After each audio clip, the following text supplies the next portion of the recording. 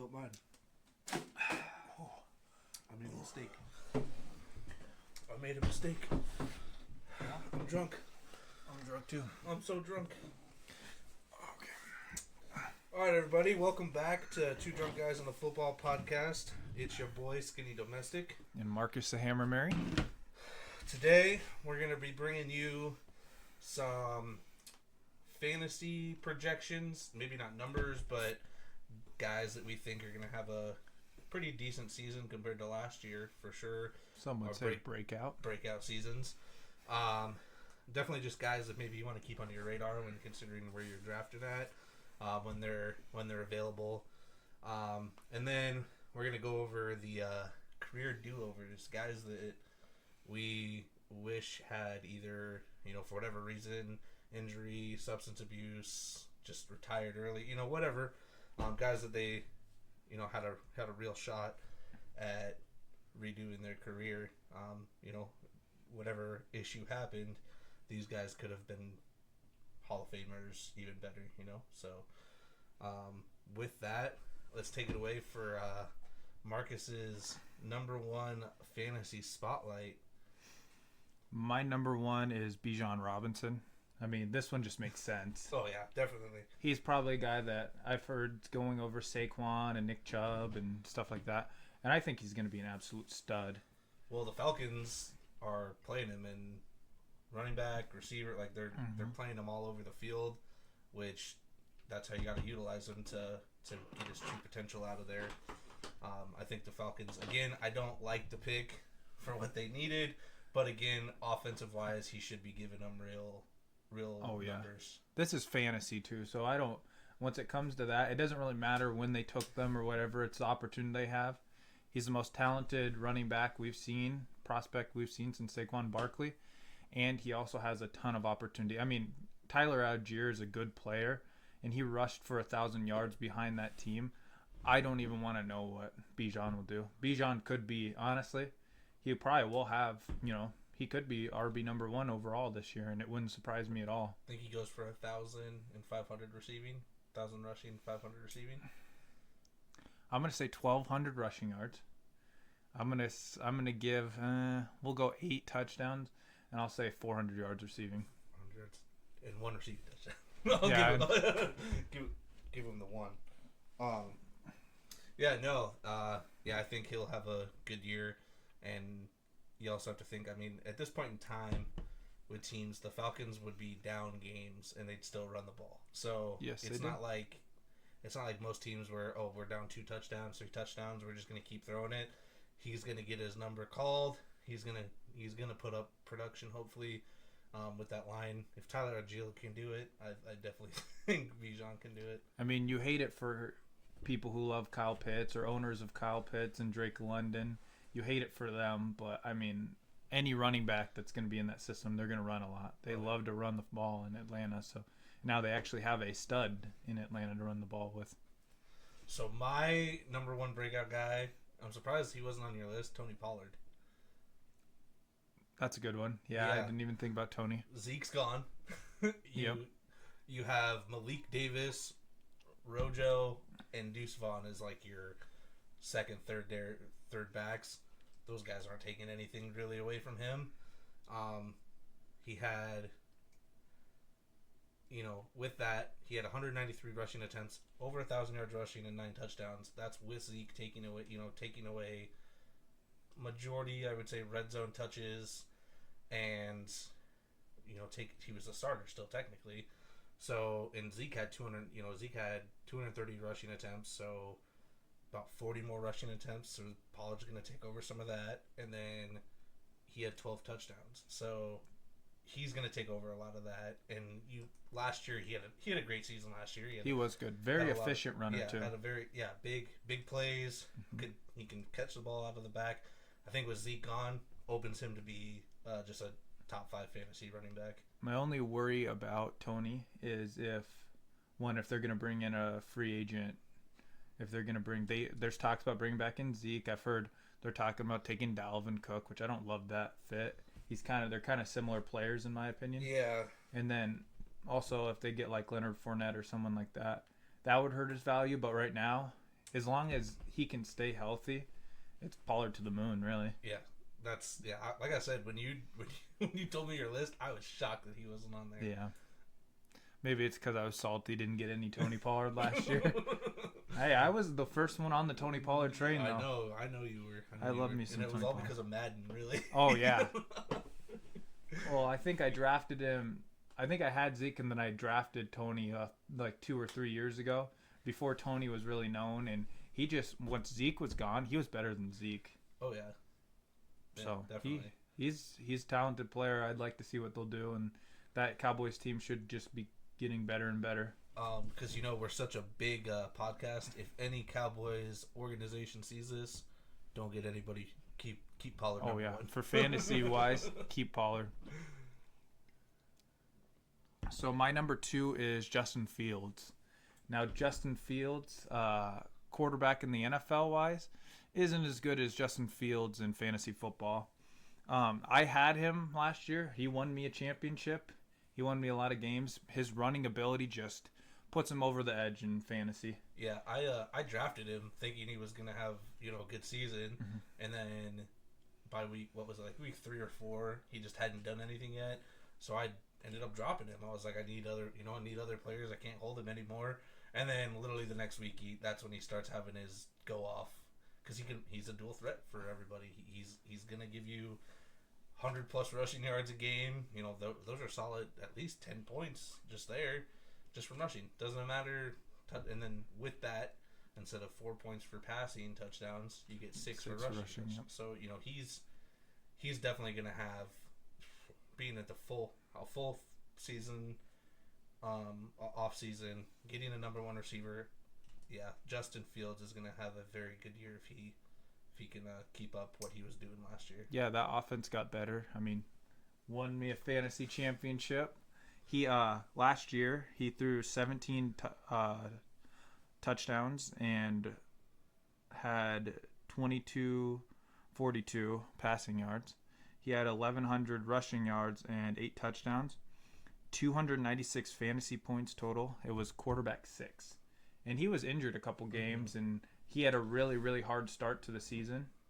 But he came out swinging, and he was really, really good. Yeah, definitely could be QB 1 or 2. Yeah, I would not be surprised. No injuries, pending injuries, staying there.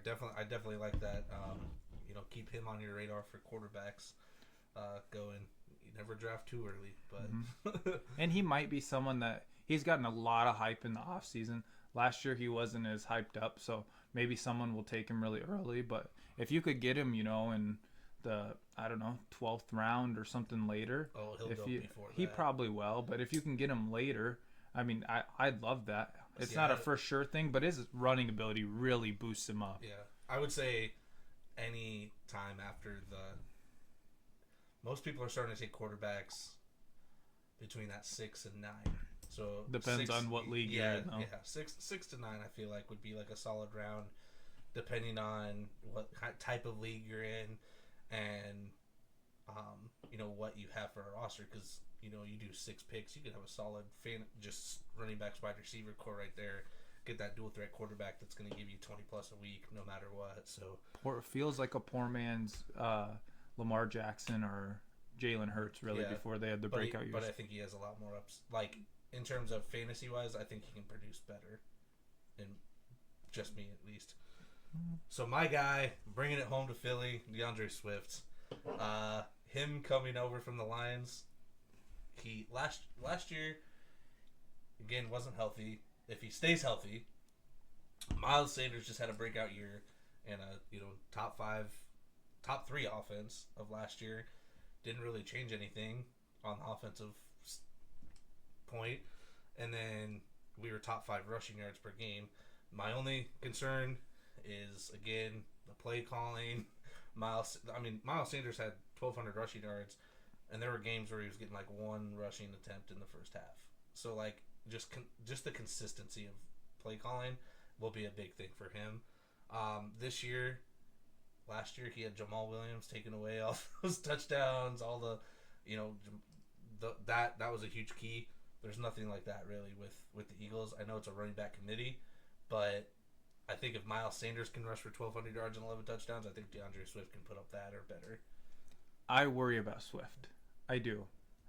The reason I worry about Swift is Jalen Hurts steals touchdowns, and the Eagles, maybe I feel like Miles Sanders wasn't the best pass catching back, but I feel like the Eagles don't throw it to the running backs a lot, and that's where Swift shines. So he's going to have a harder time getting touchdowns and receptions, which kind of worries me a little bit about Swift. I'm not saying that he couldn't not have a good year, but like Miles Sanders, I wanted them to free Miles Sanders because Miles Sanders is talented. He's like a Tony Pollard to me, really. Yeah. I just think if Sanders can do it with the limited, like, again, one rushing attempt in the first half, I think Jalen, I think in this offseason, they're focusing on him to rely more on his arm a little bit because you can't rely on your legs forever. Mm-mm. And he has the ability to throw the ball. He has the weapons to throw the ball. So, again, I'm really high on DeAndre Swift this year. I think he's going to, he hasn't really had a great season, really. I don't think he's ever ran for over like 700 yards yet. So, anything over that for him really is a key. But I think fantasy-wise, he'd be a good RB2, RB3. As long as he can stay healthy, the talent is there. I just worry about the opportunity in Philly. I'm sure he could rush for a ton of yards, but if you can't score those touchdowns, Yeah, you that's can't true. catch passes. Yeah. That'd be the only thing that worries me. Well, my number 3 is Calvin Ridley for the Jags. I think Trevor Lawrence is going to take a big step up this year. I really do. Last year was a good year for him. Granted, he won a playoff game throwing four touchdowns and 4 picks or something like that. But Down, it's what was it, 27 nothing? I think it was 28 to just 28 whatever. to zip or something. But yeah, the Chargers aren't good at winning games, so. And their defense is atrocious. But in 2020, Calvin Ridley scored 192 fantasy points, and he was wide receiver number 4. So he did last year, or 2021, he got hurt and had his mental stuff, and then 2022 he got suspended for the gambling. Sports betting. But with the Falcons, he was really good, and I think Trevor Lawrence is a better quarterback than Matt Ryan was. My only concern with the Jags, I do like Calvin Ridley. I think he'll be solid. He's going to be their number 1. Is unlike the Falcons at the time that he was playing for the Falcons, they have a lot more depth at wide receiver. They do. So they have a lot in, like, Evan Ingram came out in the spotlight, had some big games at tight end. I do like Trevor Lawrence. I think him and Calvin Ridley are going to have a good connection. Don't get me wrong, Calvin Ridley is still going to probably be a top 20 wide receiver and fantasy-wise. But I just think there's too much, like Christian Kirk. Christian Kirk will be a factor. Yeah, I just don't look at Christian Kirk as number 1. Oh, no. He had a good year last year. He's clear-cut wide receiver, too. Yeah. It'll just be how much percentage will Calvin Ridley actually get. I don't see, with him being young, I don't see him taking a step back in terms of physical ability or anything for not playing. But I do think he'll be a top 20 fantasy wide receiver by the end of the year. I don't worry about this Jags team at all because you look at Travis Etienne. Travis Etienne's not going to pound the piss out of the ball. He'll probably get 15 to 10 touches, rushes, and then he'll probably go maybe if he's lucky, 20 touches with receiving involved and stuff like that. So I think they're going to throw the hell out of the ball. And I think Trevor Lawrence could honestly be early MVP talk because I think he'll have a really good year. It's set up for him, and that division isn't the hardest right now. It's wide open. Yeah. So my next guy is a bounce-back season. Russell Wilson, baby. I agree with that, yeah. New head coach Sean Payton. Last year, I think a lot of it was like after what was the first couple games where it was 4th and short. Russ wanted to go for it. Coach said no. We're kicking a field goal or punting it. I just think Russ didn't have that trust. New coach, this is my team. I'm running it the way I want to. Pete Carroll kind of let Russ kind of do his own thing. Didn't have that ability. I think with Peyton coming in, Peyton's a senior coach. He knows. He's going to let Russ kind of do his thing, not force certain things. He's going to let Russ cook? Yeah, let Russ cook. His cooking will be a lot better this year. It's not going to be like hot dog with like hot sauce on a tortilla or something. Jesus, this year it might be like like a medium ribeye steak or something. He was hurt last yeah. year too. But I think like even last year with all that, his passing yards, he was still over 3,500 yards. Which when you're down, you throw a little bit more. He did have the running backs issues where you never knew which running back was going to be playing for injuries. So I think if he gets a little bit more consistency with that, and then they added Marvin Mims, so another good slot receiver. They already have Tim Patrick, Cortland Sutton, Jerry Jeudy, and then what was it, Hamlin or something like that? I think its last name's Hamlin. Mm-hmm. So guys that he already has a chemistry with.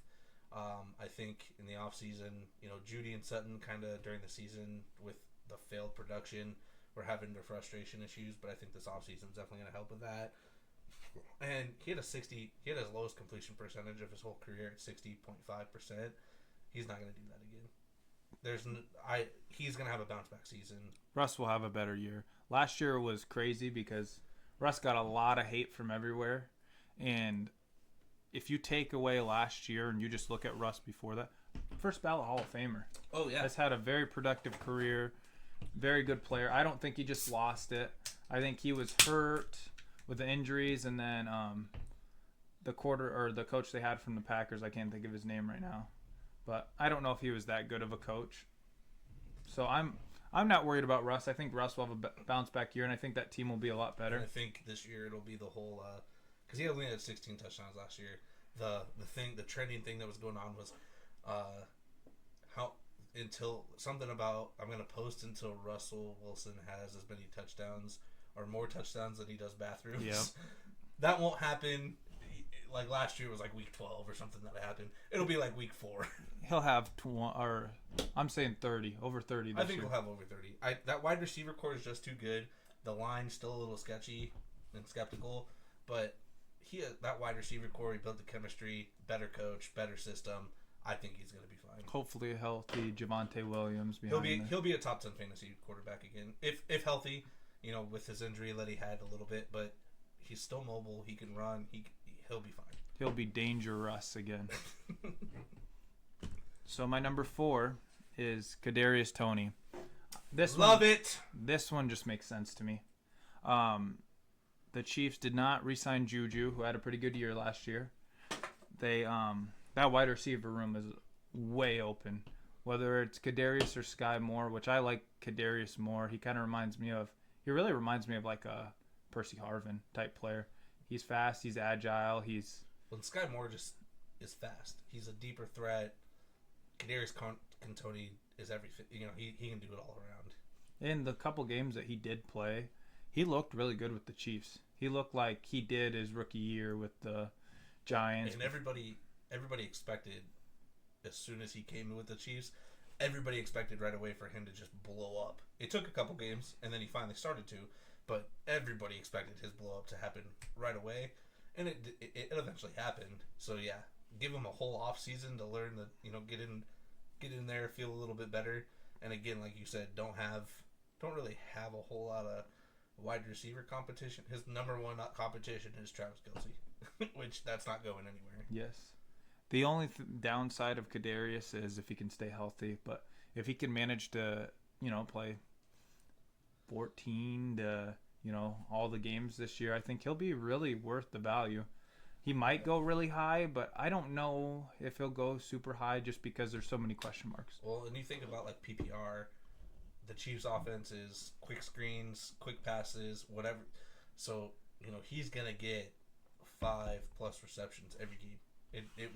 It's the yardage you kind of worry about in terms of like what are they running, but he'll have 5, 6, 7+ yards of reception receptions every game. PPR, that's receptions play a point. That's the difference between one guy getting one catch for 50 yards or having 3 catches for 50 yards. So he could legitimately fill that Tyreek role that I don't think anyone filled last year. Oh yeah. When he left, everybody was like, "Oh, McCole Hardman's going to do it," which he did not. No one filled that role. I do like that one. My 4 is Chris Olave for the Saints. Had Andy Dalton, had Jameis Winston, still put up 1,000 yards. I think Carr is slightly better than Andy Dalton. Maybe not like far difference, but I think he is slightly better. The biggest thing for that is Michael Thomas is not the same player that he used to be. So with that, Michael Thomas isn't going to put up 100 plus receptions. Will Michael Thomas even stay healthy? Yeah. He hasn't been healthy for like 4 years. No more Jarvis Landry. So Chris Olave is at that point where he's kind of got to be wide receiver one now, and I think he has the athletic ability. Again, 1,000 yards with Andy Dalton and Jameis at the very beginning of the season as your quarterback. I think that just goes to show he has that capability to break out.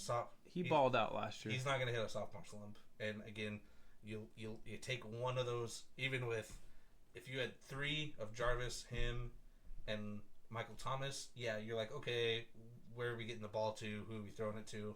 But now that it's really his only real competition is older Michael Thomas, unhealthy Michael Thomas, I think he's going to go for at least 1,400 plus. He'll have a lot more touchdowns. He'll be looked at more, especially with Derek Carr, who I think throws the ball better than Andy Dalton. Again, not as much better than Andy Dalton, I think, at this point in his career, but I think he is better to lead that offense. Fantasy-wise, I'd rather have Jameis. Everybody would want Jameis. I'd rather have Jameis because Jameis will throw it up to him. Jameis doesn't care. Because Jameis is going to be like, all right, he's literally the meme of fuck it. He's down there and it doesn't matter. Jameis is my favorite fantasy quarterback of all time. I had him the 30 for 30 year. 30 touchdowns, 30 interceptions. What was he like, quarterback number 3 in the year? Marcus like he threw an interception. Fuck. Then he goes with, throws for 5,000 yards and 30 touchdowns. I take it. Jameis would do that.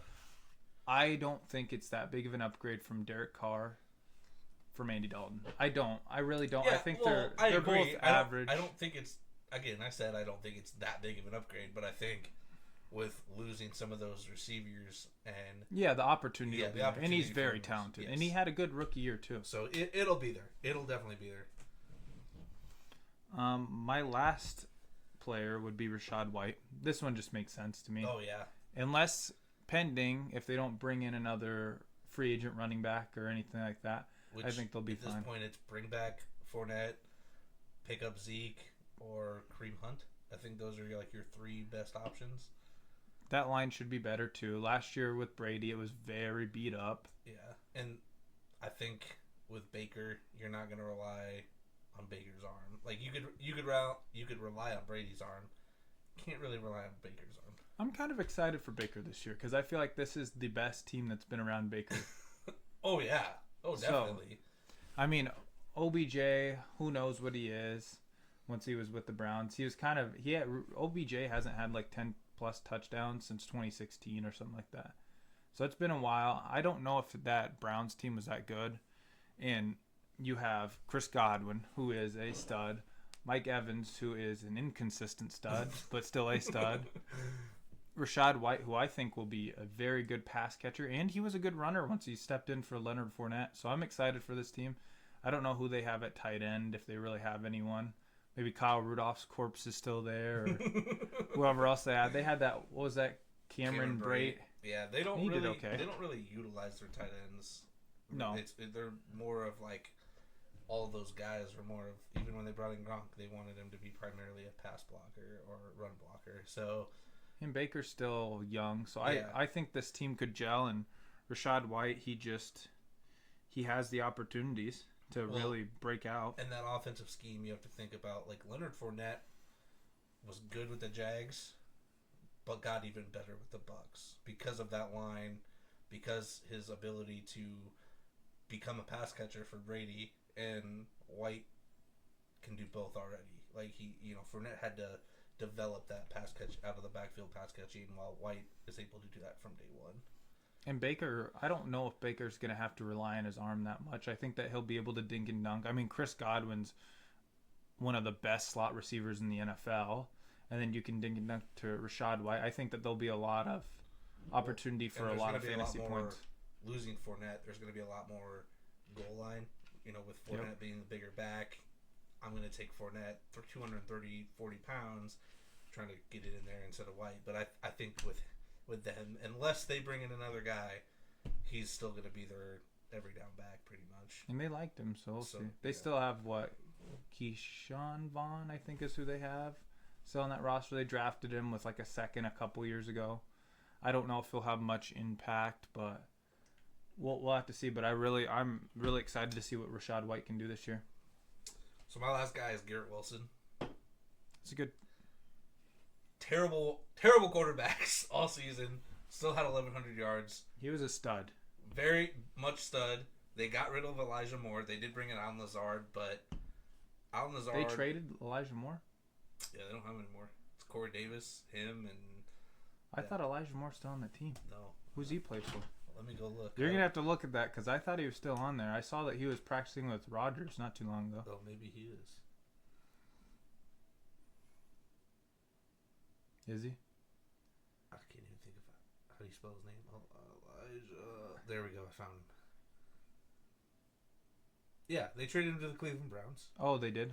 That one went over. See, my I head. was right. You worried Okay. me there. I was like, I was cool. wrong. Yeah. So they did bring in Lazard and Randall Cobb, which I think is more of a comfort for Rodgers. Lazard was okay Yeah. last year, and But between Corey Davis and Garrett Wilson, I'm taking Garrett Wilson any day of the year. They could both be number one or number two. It doesn't really matter. But I think Garrett will 1,100 yards with Zach Wilson and who were their other quarterbacks that played for him throughout the year? ooh, what was that White, one? Mike White, Mike White. I like liked Mike guys White. that haven't been good at haven't been consistently good at quarterback. You're gonna bring in MVP Aaron Rodgers. This as soon as that chemistry gets built, he's gonna be able to just go off. He's gonna have at least 1,500 yards. He'll have more touchdowns. I don't see with Lazard coming in taking a whole lot away from him, just because again Lazard is more of going to be Rodgers like 3rd and 1, shorter down guy. I know I need to catch. I may trust him more earlier in the season with Lazard, but give it a couple games. If their chemistry isn't good now, it's going to be crazy at the end of the year. It's just it's going to be a better version of Rodgers and. Christian Watson. Yeah, I was gonna say White again. Watson. It took a while for them to connect, and then once they got connected, they were scoring touchdowns left and right. It was lights out for him. So I like Garrett Wilson a lot. I think that he'll have a better year. He obviously has the best quarterback that he's played for in his career, his very short career. So I think he could be a real big breakout. He was a rookie last year, so second. Again, I don't think a lot of these guys like Chris Olave and him aren't going to have sophomore slumps. I think they're just going to get better. They may not be JJ better, but they're going to be better. That was a good draft class last year with wide receivers. So, Yes. yeah, the talent's there, the opportunity's there. As long as they can capitalize it and stay healthy is really the key of fantasy football. Yeah. All right, so career do-overs. I'm going to start mine. Okay. So my first one is Luke Kuechly. I think... So with my list, I was old enough to kind of watch them and remember them. Luke Kuechly was just an animal at linebacker. He retired at 28. He was still in his prime. Concussions, and that's the big thing. He was a 7-time Pro Bowler. Only missed it his rookie year. So every year he arguably, if he would have never retired at the time, he was probably the best linebacker in the league. With all that was kind of going on with all the linebackers, he was putting his name in there. If he never retired, I think he probably definitely put himself at becoming the greatest linebacker to play. Roughly. He's kind of the last of those. I feel like NFL is a new breed, new era, and even the best linebacker, Fred Warner, in the league right now, just doesn't have the feel of like the Luke Kuechly, the Patrick Willises, the Ray Lewises. Yeah, the hard hitting, just gritty, smart players. I'm gonna throw in Brian Cushing, dude. Those dudes were they're crazy. Like they literally when they got on a football field, it was a night and day difference of what they were on the field and what they were as a person. And Luke Kuechly, he was an animal on the field. The Panthers were not great. He was on the the Super Bowl team that played and everything, but if he just didn't have to deal with those concussions, he would be, 31, 32 now. 5 years later, who knows what this guy would have done in the last 4 to 5 years? Whatever he did in those short years he was in, he's gonna be a Hall of Famer. Oh, easily. He was a very, almost very 1,100 good total player. tackles. Led the league in tackles 2 of the years that he was in. And had, 18 interceptions. He was a Definitely. great player. 7-time Pro Bowler. That's the big, just big thing right there. I know the Pro Bowl kind of lost its fitting within the last couple years, but back when he was playing still, at least for most of it, the Pro Bowl kind of meant something.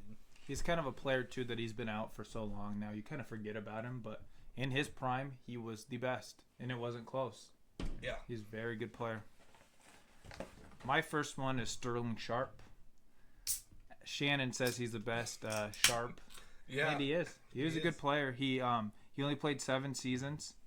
He racked up 8,134 yards and 65 touchdowns. He went to 5 Pro Bowls and had 13 All-Pros. So a really good player. A neck injury shortened his career, and I just wonder what he would have been if he could have stayed healthy. He was on a, prime Favre Packers team where Favre did not care, would throw it up, and he was fun to watch. Obviously the highlights because I wasn't alive, but Yeah. it was fun to watch him and see what he was. And honestly, if he would have stayed healthy, maybe we would be talking about him as, a top 5 all time, maybe top 2, because he was very, very productive in those years. Yeah, I think the big one with that is, again, just the injuries. Injuries ruin so many people's careers. They do. The average, what was it, it's 2 to 3 years. It's like I 2 thought it point was something. less than 5. It's definitely less than 5, but I think it's 2 to 3 years. It's 2.6 or whatever, to get technical. The average for your NFL career, you hit 7 years, you made it you made it 3 times the average at least. But he could have gone so much further. And like you said, Shannon says he was the best Sharp to play in the league. He and probably was, and for- Shannon's a Hall of Famer. Yeah, exactly. Hall of Famer. He played in the NFL. When you have other players giving you that type of hype, because we as a fan see it differently than how players see it. Oh yeah. So if he's able to go and say that, that's a huge hat tip to Yeah. him. I agree.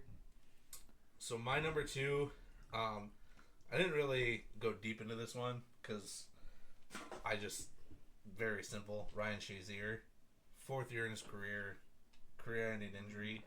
He started kind of slow with the Steelers, and his last 2 seasons he was a Pro Bowler, and he was just hitting his prime, just hitting that prime, and then he had his career-ending injury.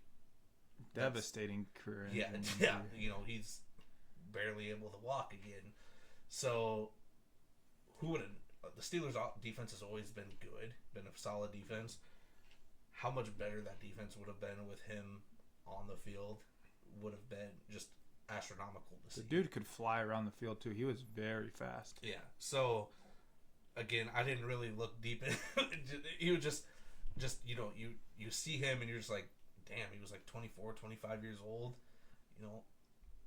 I couldn't imagine your life changing from that point. Yeah. For the rest of your life, you're not going to ever be able to play the game again. And again, he was just hitting his prime. Who would have known? And his numbers weren't crazy compared to other people in the league, but just hitting that prime, I think he would have become a star. Maybe not a Hall of Famer, but definitely a top 5 guy in the league consistently as a position. Yeah. He was good, and he's had all the ability. My number 2 is Andrew Luck.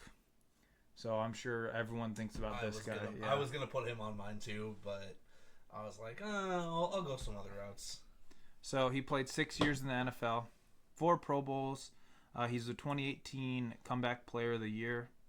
His record as a starter was 53-33, threw 171 touchdowns and had over 23,671 yards. Very, very productive career for how long he played. Well, and the sad part about his career is the line got good after he left. Yeah, they did not help him a lot, and he was constantly getting hit. But if you watch Andrew Luck, he's as good as anyone in the league. Right now, it's sad because right now, Andrew Luck would probably be close to the face of the NFL right now. If not, I mean, Patty Mahomes is really good, so I don't know if he'd be as good as him. But he'd be, we'd look at him like our Joe Burrow or Well, in that division, Jalen Hurts. that division wouldn't be looked at as such a laughing stock. Oh, yeah. He'd be So, the best quarterback in that division, yeah. But then, again, the Colts just couldn't get it right with keeping him healthy, keeping him protected, and then literally they go and they have one of the best offensive lines in the league now. Yep. It's just like, what could have been if you could protect him. Yeah, if you would have protected him. And he didn't have to leave. He chose to walk away because of his injuries. And he kind of screwed him pretty bad. Yeah. Though. He screwed him but pretty they were bad. screwing him, so it makes sense. Protect any day of the year, like Chris Carson has his neck injury. He was wanting to come back and ultimately decided to not come back and retire. Your longevity of health is more important than the maybe 2 or 3 years you may get out of if you're going to keep taking that beating. Yeah.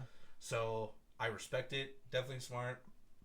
I know recently the GM or owner of the Colts tweeted out like, "Hey, if you're talking to Andrew Luck, you're technically tampering because he's still technically like his under rights, contract. His rights are owned by the Colts still." Yeah, because Washington was trying to get at him. Which is just weird. I understand. If Andrew Luck was to come back, he would have came back years ago. He's not coming back. He's not coming back. He's sitting cushy with the millions he made in the NFL, and he's working as an architect, spending time with his family and his wife. He's a genius. Like, he's smart. He went to a good college. Smart. He got a good degree. He has a good paying job. It's not like he's not making millions of dollars like he was in the NFL, but he's comfortable. He knows this. He knows where his health is at. He was the number 1 overall pick and got another contract. He's okay. Yeah, he's generational wealth. I definitely, like I said, Andrew Luck was one of the first guys that popped in my head, but trying to get a little bit of different list, more range. And if he could have gone on, say someone else drafted him, or what could have been of Andrew Luck? We could be talking about Andrew Luck the same light that we talk about Peyton Manning at this point. Yeah. Because he was very smart. And everybody was like, is he going to be better than Peyton in a Colts jersey? Which, if he at least got to one Super Bowl and won, arguably could have been better than Peyton Manning. Very impressive. His rookie year is better than Peyton's. Well, now, granted, a lot of people's rookie years better than Peyton Manning's rookie year. And it's a different NFL then too, but he was a hell of a player, and the NFL is less without Andrew Luck, and it's sad that his career ended the way it did, and good on him for doing what was right for himself and his family, but it sucks not to see Andrew Luck in a jersey because it would have been fun to watch him play against Patty Mahomes or Joe Burrow or any of those rivalries that could have been. So my number 3, this is back when I started to get really into NFL football. Again, Little Giants, watching the Giants play. Victor Cruz. I loved Victor Cruz. I love the touchdown celebrations. He had back-to-back seasons of 1,000 yards, which, again, you say 1,000 yards now, it's like, ugh. But then it was like, hey, you're doing pretty well. He had 9 touchdowns, 10 touchdowns, and he almost had 3 seasons of 1,000 yards. He had 998, just too short. He was All-Pro and a Pro Bowler in those couple of seasons that he did play. But IR in his rookie season, missed 2014 with knee issues. Then he had the knee and the calf couldn't get over it. Had surgeries on him, just could not stay healthy, and was out of the league. So I think he was one of those guys where, besides that third year of 998, he would have been a guy where you're every year getting 1,000 yards out of him. Who knows how long he would have played for? OBJ kind of stole that limelight too towards the end of Victor Cruz's career, where he came in and he shot up that depth chart and was by far the guy. And again, missed his rookie season with IR, missed 2014 season with his knee. 2015 he missed all of it with he just couldn't stay healthy. Couldn't get over those injuries. Unfortunately, again, everybody's body's different. It's not like it's a knock on him. Oh, you should have pushed through it, been a team player. But what could have been if his injuries didn't linger and last like they did? So again, I think he would have easily been a 1,000 yards every year guy. Again, 8+ touchdowns a year, I think, with him. And again, everybody enjoyed the salsa. We did enjoy the salsa. My next guy is, this is a biased one, but it is one, Teddy Bridgewater. Like Teddy I Two said, Glove. I love me Teddy Two Gloves. Um, he had a good start to his career. He broke a bunch of Vikings rookie records and stuff like that. Threw like 16 touchdowns and 12 interceptions. And the next year threw 16 touchdowns and 9 interceptions. And that year that he got injured, he was really, really looking like he was going to be a breakout candidate. I remember watching him against the Bengals in the preseason where he just chucked up the ball to, I can't remember the receiver's name, one of those sad wide receivers we had before we got blessed with JJ and Adam Thielen. But he really was looking like he was going to be really good. He did go to one Pro Bowl, had 15,000 yards and 15,120 yards, 75 touchdowns, and a 19-11 win-loss ratio before the injury. It's just sad what happened with Teddy with his knee, because I just wonder what could have been. Well, and with that, it was a non-contact, just walking the field. Freak injury. Blame it all on the Vikings organization. Something happened. I remember seeing Everson Griffin, like players were sitting there puking and running out of practice and stuff like that because they've never seen something so bad. Do you think the Vikings field people that like managed the field got fired that day? I don't know, because it's not like the Vikings had a lot of injuries like that. I think it was just out of nowhere, Skinny. I really do. Like, I don't think that it was anyone's fault. I just think he stepped wrong, and he just did something that most guys, it wouldn't hurt him, and him, it just destroyed his knee, and it was just all mangled up. So the next question with that is, do you think with how limited, like, with, not limited, like, how less, he didn't need a whole lot of force for it to happen, right? Do you think it's better to have it there happen then or in a game? Do you think it would have ended up happening eventually? I think that it's a 1 in a million chance of that happening. Really? I think that it was a freak accident. I think that it cut his career short. Teddy Bridgewater, I loved. I loved watching Teddy Bridgewater. He was calm, cool, collected. He wasn't your flashy guy, but he was a good game manager, and I think that he was going to develop into the player he was in college. Yeah. With the Vikings, and I just think it was cut short. And dude, he was out for 2 years. He literally, once he came back to New Orleans, and played when Drew Brees was hurt and had I think he was like 4-0 or something like that. He only had, he'd been out for like 2 whole years. So missing those 2 years, I feel like it did a lot to his confidence. I feel like it did a lot to his development, because you're not worrying about your mechanics. You're not worrying about that. You're worrying about rehabbing your leg.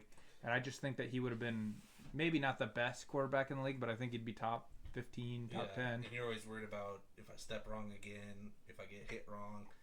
I broke both of my ankles. I understand. I worry about it to this day. Like, even though I do limited, I'm not the same guy I used to be, but even to this day, I still, every now and then I'll be like, I worry if I'm going to step wrong or get hit wrong. Teddy Two Gloves, I definitely think would have had a pretty, like you said, top 15 in the league. I'd say he's would have been an above average quarterback if he would have stayed healthy. My guy, loved him, Kelvin Benjamin. Gosh, fat old Calvin Benjamin. His rookie year, he had 1,000 yards, 9 touchdowns, tore his ACL. 2016, he came back, had almost 1,000 yards still, and 7 touchdowns, almost 1,000 yards, and then just he looked like he was going to bounce back from that ACL injury, good to go, blah blah blah. But then it was the weight gain, the no motivation. Got traded to the Bills. We expected him to kind of have a good, maybe needed just a new team, whatever. He had a 35% catch rate. That's really low. Terrible. It sucks that when you have players like that, Ben Simmons in the NBA peaked right as rookie year, never just doesn't have that motivation to just get on the floor and play. He's missed a lot of games. So it's just one of those guys where you're like, if you would have actually cared, how good you truly could have been. He's big. tried to come back, be a tight end, didn't really work out, got cut. I wish that with his career do over, it would have been give a shit about your career. Not the injuries. Again, the ACL didn't really mess with him. Almost had 1,000 yards, 7 touchdowns. It was just get the motivation. Don't gain the weight. Work hard. Kind of like Zeke with, he lost that motivation, gained a lot of weight, and then started to slowly ruin his career. But Zeke clearly has had an overall better successful career. I think Zeke's more of the carries are catching up to him. I don't think Zeke's unmotivated. I hear he's got complacent. I don't think so. Yeah. But yeah, Kelvin, just if he's one of those questions on if he would have actually cared, where would he be at now? Yeah, he could have been really good. I mean, he was never going to be the best receiver in the league. 6'4", 6'5". Like he was a bigger Mike Evans, not as productive as Mike Evans, but he would have been just a nick a under big him. target. Yeah. My last one is Nick Collins, player that a lot of people don't think about, and at the time was probably the best safety in the league. He played for the Green Bay Packers. He had 21 interceptions in 6 years, 3 Pro Bowls. He did win a Super Bowl and broke his neck to end the career. That was a sad one to watch. I mean, I watched a lot of Packers games just being a Minnesota Vikings fan, and to see him end his career so fast, it was sad because he was in his prime. He was doing a lot of good things. He was a good tackler, good in the pass protection game and stuff like that. And neck injuries neck and back injuries are the two injuries that you always have to think about. It's kind of what our list is about. Yeah. There's at least 4 or 5 guys coming back from that type of stuff. You can't. Oh, your hammy, your knee, blah blah blah. Like you can avoid those getting hit. You can avoid the high impacts with those. Yep. The neck and the back in football, you're not especially as a safety. You're lowering your shoulder. You don't know if your helmet's gonna get hit first. You don't know if your shoulder is gonna hit first. Those high and how hard they hit too. It's just unfortunate that it's those type of injuries where you can't bounce back from. If it was an ankle injury, probably would have bounced back, came back the next year, kept balling out. been fine, yeah. Well, it's an important part. It connects to your nervous system, so you don't want to hurt any of that. Well, and you get into the point where your neck hurts. Well, then that weakens your spinal cord and everything up there. So, yeah, again, just too bad. That is like you can almost, you're like you're saying, you can almost recover from anything. Adrian Peterson came back from a torn ACL and MCL. You can come back from a broken leg. You can come back from literally anything. But once it comes to that stuff, it's super hard and it's very like Carson Wentz tore his ACL, came back, no problem. Yeah. But he wasn't 100% ready. Fucked up his back. Look what's happened since then. Like once your back goes, stop. Don't even get me started. I love Carson Wentz. He's the best quarterback since sliced bread. But you know what I mean? Like you lose your mobility, you lose your you question what you can do, and even you could be 3 years later down the road, you're still wondering, is my neck, is my back going to be able to take that beating? And again, like Chris Carson, there was reports that he was going to come back, he was going to be ready, and then all of a sudden he's like, I'm done. I won on a trade in fantasy. Shout out to Austin. Marcus had the inside on that one. That's all. I had the inside. I traded him away. He was like all good to go, and I was like, it's a neck injury. I'm a little scared, so I traded away Chris Carson. Yeah, he's got Chris Carson in his speed dial, don't you? Oh yeah, I was like, Chris, are you gonna be able to play? And he's like, no way. Which I hate that because Chris Carson was such a fun player to watch. I almost threw him on my list too. I literally thought about throwing him. Like he was just one of those guys that he was starting to, kind of hit that prime with the Seahawks to show really gritty guy. Yeah. He wasn't ever gonna be as good as Marshawn for the Seahawks, but he was just lower your shoulder, get a couple touchdowns. He's a good receiver. Like that one is sad. I hate to see that, but good for Chris Carson to cut his career and take care of his body more than worry about can I make 2 more years or can I make another year and just make it worse because that's running back. It's just gonna make it worse. Very true. But everybody, thanks for joining with this episode of Two Drunk Guys on a Football Podcast. Go ahead. Catch us up on our next episode of One Hit Wonders. Call me Aha. Take on me. Like and subscribe.